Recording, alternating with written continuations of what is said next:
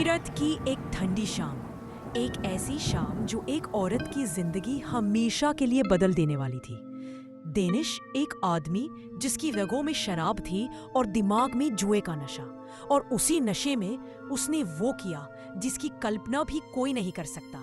उसने अपनी ही पत्नी को दांव पर लगा दिया। हाँ, एक इंसान नहीं, एक औरत की इज्जत, उसकी जिंदगी, उसका वजूद, सब कुछ जुए की एक बाजी में बेच दिया गया। बाजी हारी और शुरुआत हुई उस रात की जिसे सुनकर भी दिल कांप जाता है। 8 आदमी, उमेश, मोनू, अंशुल और उनके साथ कई और भेड़ियों की तरह उस औरत पर टूट पड़े।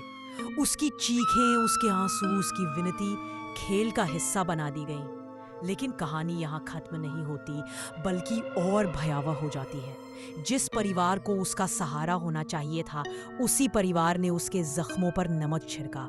कहेज नहीं लाई। इस एक बहाने ने उसके दर्द को और गहरा कर दिया। यातनाएं बढ़ती गई। उसका गर्भ जबरन खत्म कराया गया, पैरों पर एसिड डाला गया और फिर उसे नदी में धक्का देकर मारने की कोशिश की गई। लेकिन कुदरत को कुछ और ही मंजूर था।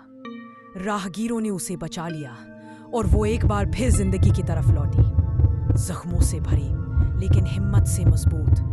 वो सीधे बागपत के एसपी ऑफिस पहुंची। एफआईआर दर्ज हुई, जांच शुरू हुई। भूमने की अत्याचार कानून के सामने खड़ा है। हाँ, धमकियां अभी भी मिल रही है, लेकिन अब वो औरत अकेली नहीं है। उसकी आवाज उठ चुकी है, और जब आवाज उठती है तो अंधेरा कितना भी घना क्यों ना हो, सच की लौ उसे चीर कर निकल ही आती है। यह सिर्फ एक औरत की कहानी नहीं, यह समाज के लिए आईना है और एक चेतावनी। इंसानियत कभी भी दांव पर नहीं लगनी चाहिए।